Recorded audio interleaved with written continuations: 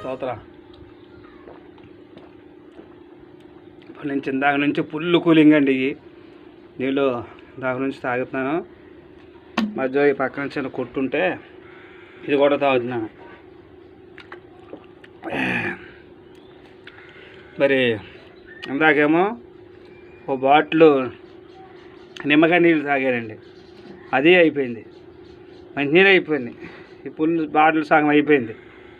ఇది ఇలాంటిది మళ్ళీ చిన్న చిన్న ఎంత దాహం అయినా ఈ ఎండకే దాహం తీరట్లేదు. వేడి వచ్చేస్తుంది, ఒళ్ళంతా ఉడుకు వేడి వచ్చేస్తుందండి. మరి నరకంలో ఒక్క చుక్క ఇదేంటి గోరు ఉందా, ఈ గోరులు పట్టినంత చుక్క కూడా దొరకదంటండి. ఇంకా భయంకరమైన లక్షల రెట్లు వేడి ఉంటుంది నరకంలో. కానీ విషయం ఏంటంటే చుక్క నీళ్ళు కూడా దొరకదంట. నరకం అంత భయంకరం అన్నమాట, భయంకరమైన అగ్నిగుండం. అక్కడ అగ్ని ఆరదో, పురుగు సావదు. ఇప్పుడు ఇక్కడ ఎండ కాస్తుంది కదా, ఎండ ఎవడంటే ఒక 2 గంటల సేపు నిలబడండి, 2 గంటల సేపు ఎండలో చెప్పులు లేకుండా 5,000 ఇస్తాం. ఇస్తానంటే ఎవడన్నా ఉంటాడా? ఎందుకని? చచ్చిపోతాడు. లేకపోతే ఆడికి 5,000 ఇస్తాం కానీ 50,000 అవుద్ది, కింద పడిపోతాడు 10 నిమిషాల నుంచోలో.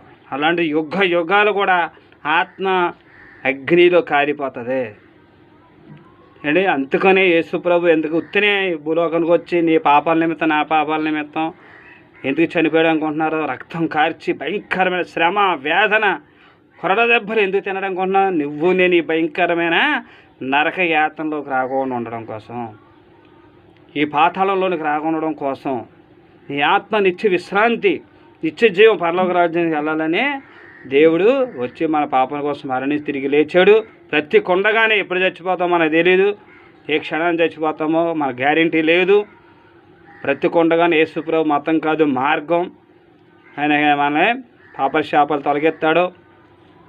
యేసుప్రభు నిజదేవుడిగా తెలుసుకొని మా చేసిన పాపల ప్రాయశ్చిత్తం నేను పాపని క్షమించు ప్రభు అని అడిగి క్రీస్తు రక్తంలో మనం కడగబడితే మన పాప శాపాలన్నీ తొలగించబడతాయి అండి. పరిశుద్ధంగా పవిత్రంగా జీవిస్తే ఈ భయంకరమైన అగ్నిగుండంలోంచి, నరకంలోంచి కనీసం ఒక్క చుక్క నీళ్లు దొరకని ఆ ప్రదేశం తప్పించబడి నిత్య విశ్రాంతి పరలోక రాజ్యానికి మనం వెళతాం. సహోదరుడా, ఒకసారి ఆలోచించు అండి. చేతులు కాలకముందే ఆకులు పట్టుకోవాలి, మరణించకముందు ఈ సత్యాన్ని నువ్వు తెలుసుకోవాలి. తర్వాత అక్కడికి వెళ్ళిపోయి లబోదిబ్బమన్న అగ్ని తట్టుకోలేక, దాహాన్ని తట్టుకోలేక ఎంత నువ్వు అరిసిన కేకలేసిన అక్కడ ఫలితం ఉండదు.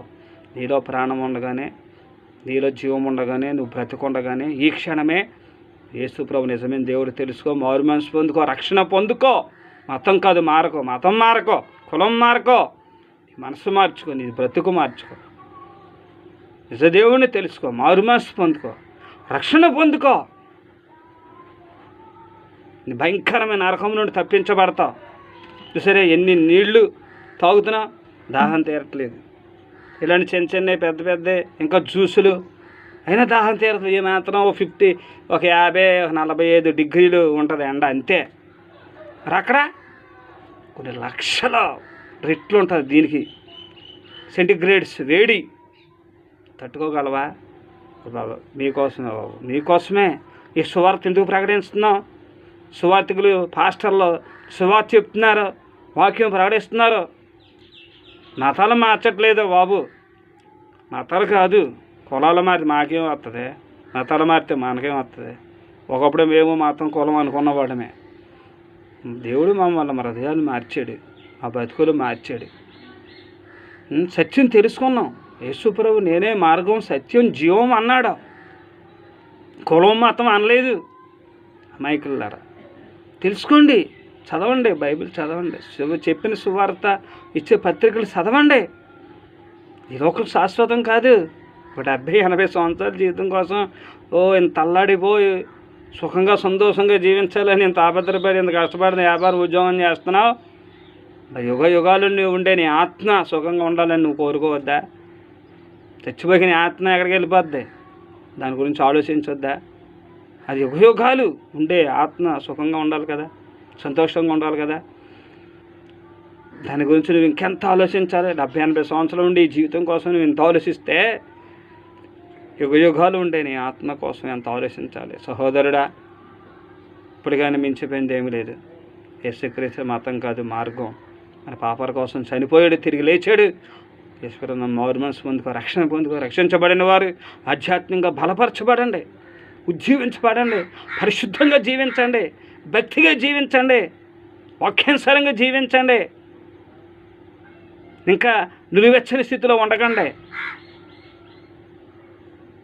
ఇంకా సగం లోకంలో సగం దేవుళ్ళకి ఉండకండి. దేవుడు రాక అతి సమీపంగా ఉంది. ఎప్పుడు చేస్తాం, ఎప్పుడు పోతామో గ్యారెంటీ లేదు. ఇంకా నువ్వు నిలువెచ్చని స్థితిలో ఉండి ఇంకా నువ్వు సగం దేవుడు సగం దైవం సాతాను కాడంటే ఇన్ని సంవత్సరాల నుంచి వాక్యం వింటున్నావు, ఏం నేర్చుకుంటున్నారా? గ్రహించుకో. ఆత్మీయంగా బలపడండి, ఆత్మానుసారంగా జీవించండి, దైవదేవుని పొందుకోనండి, నిత్యరాజ్యం పరలోక రాజ్యాన్ని పొందుకోనండి. దేవుడి మాటలు దీవించును గాక. ఆమేన్.